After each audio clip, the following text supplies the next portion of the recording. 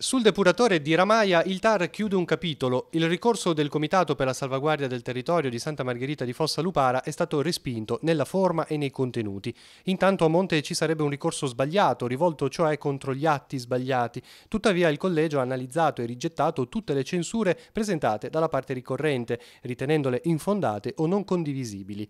Il TAR ha valutato in primis la preoccupazione di un ritardo nella costruzione del depuratore, con il rischio di una elevata sanzione europea. In questo senso, la sentenza riportata dal comune di Sesti Levante dice che la preminenza attribuita dalla città metropolitana ai terreni di Ramaia non appare illogica.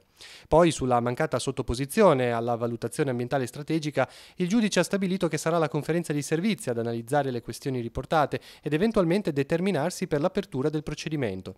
Tra gli altri aspetti, infine, il TAR Liguria riconosce come aggiornamento e non come variante la modifica al PUC adottata dal comune di Sesti Levante, respinta anche la contestazione dei ricorrenti sull'incongruità del luogo scelto, appunto quello di Ramaia.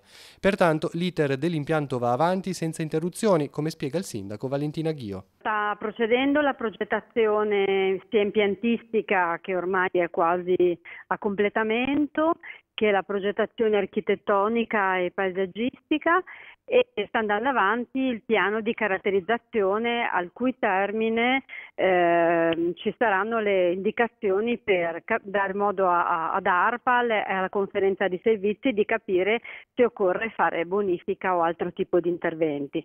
Ora abbiamo già in corso diversi appuntamenti con il soggetto gestore e con la città metropolitana, proprio per portare avanti le pratiche in itinere, ecco. Quindi direi che andiamo avanti nel percorso che era già stato stabilito, adesso con maggiore tranquillità.